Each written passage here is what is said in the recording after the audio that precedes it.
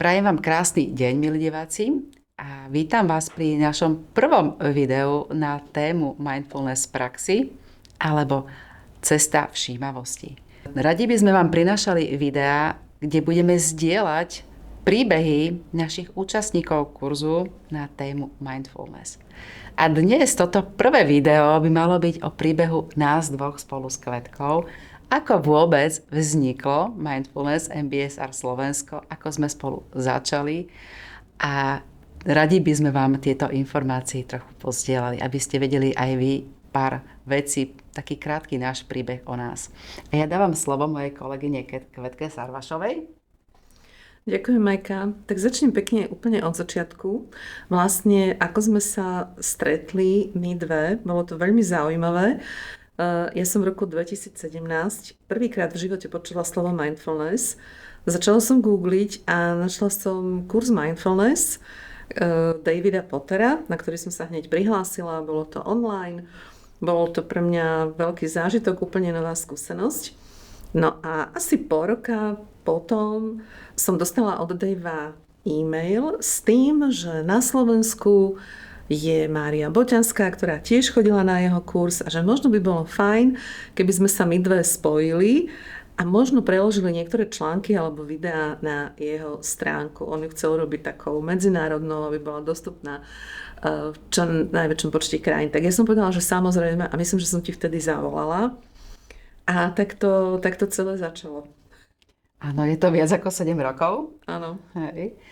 Pamätám si na ten rozhovor a ten rozhovor vlastne tak odštartoval tú našu spoločnú dráhu, pretože sme začali rozmýšľať o tom, ako priniesť mindfulness na Slovensko, ako ho priblížiť ľuďom. Boli sme pro tom prvom kurze úplne nadšené a hľadali sme, aká je možnosť ďalej študovať, aká je možnosť nájsť si nejaký teacher training. Tak sme trošku pogooglili a našli sme Mindful Academy v Solterene, na ktoré sme sa teda obe prihlásili. Ešte sme sa nepoznali, vtedy sme sa poznali len telefonicky a z mailov.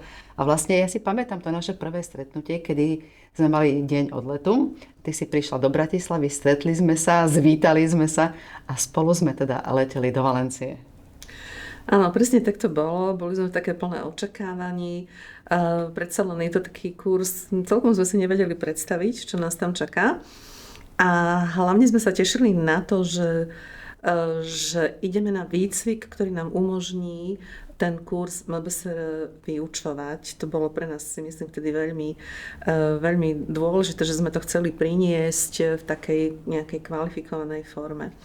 No a strávili sme niekoľko krásnych dní v horách, asi 150 km od Valencie, kde tento kurz prebiehal a kde sme stretli veľmi zaujímavú medzinárodnú komunitu ľudí, ktorí tam prišli s podobným cieľom ako my. Neviem, možno si aj na niekoho spomenieme teraz z tohto kurzu.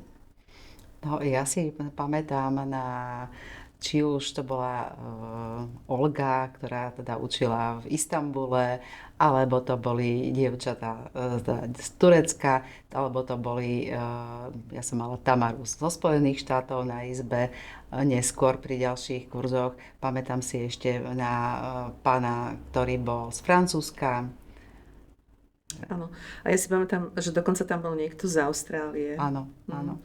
Takže my sme sa vrátili z kurzu také nadšené, plné inšpirácií, no ale narazili sme na to, že sme ani netušili, aký kopec práce nás ešte čaká.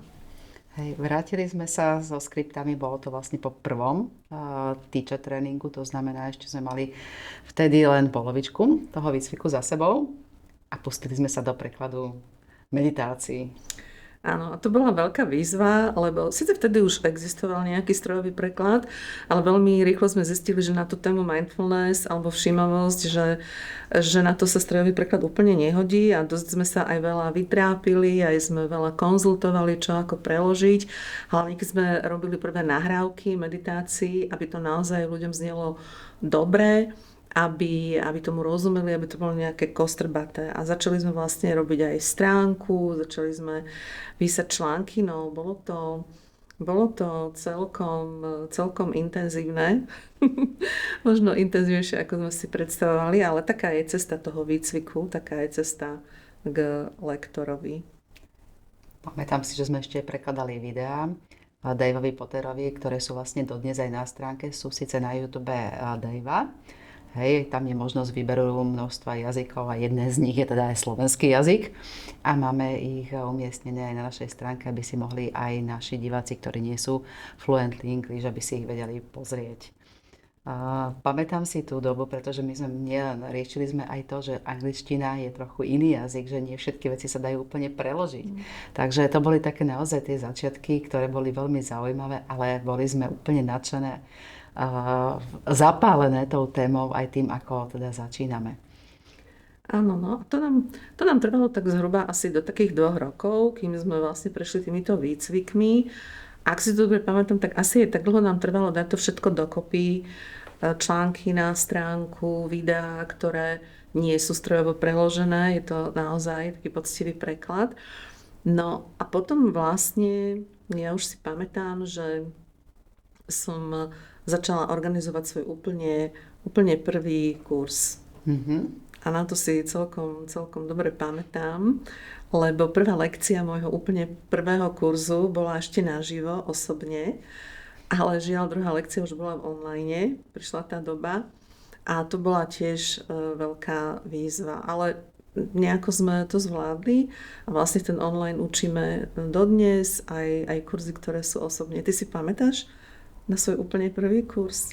Pamätám si, pretože ja som bola ešte na jeseň roku 2019 na TT2, to znamená Teacher Training 2. level, kde vlastne umožňoval už s vedením a supervisingom zo Solterena učiť, takže to bol môj prvý kurz na jeseň, ale ja som hneď urobila v januári aj druhý.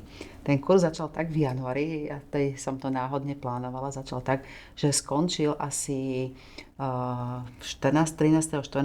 februára 2020, kedy už teda boli plné noviny a plná televízia rôznych informácií. Kurs skončil a ja som vtedy ešte letela na TT3, Teacher Training Level 3. A z tohto tréningu som sa teda predčasne deň vopred vracala. Dodnes si pamätám celú tú moju... Dodnes si pamätám, ako som teda z toho Solterena utekala, pretože som kupovala nové letenky, doletela som do Budapešti niečo po polnoci, prešla som hranicami asi o 3 ráno a o 7 ráno sa zatvárali teda hranice. Takže nastala doba teda online.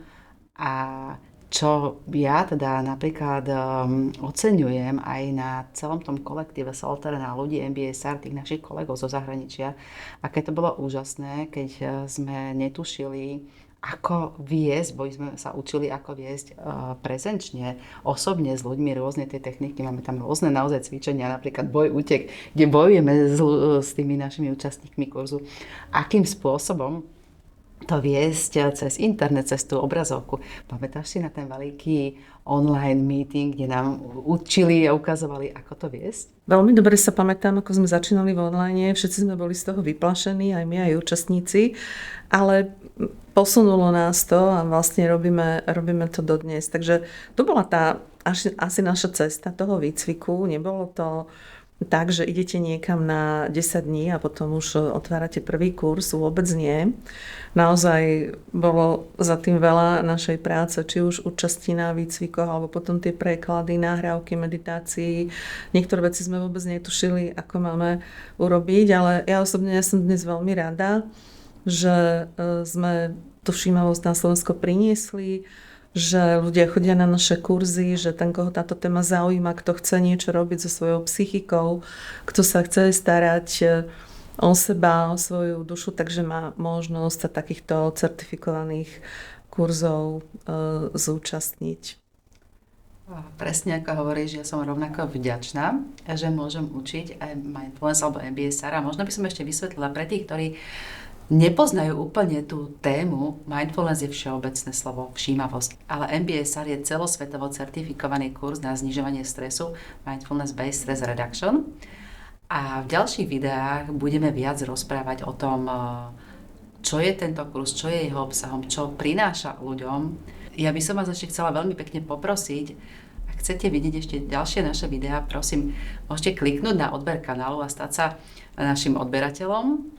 A dnes by sme sa s vami s Kvetkou radi rozlúčili a tešíme sa na vás pri ďalšom videu. Prajem vám krásny deň. Dovidenia.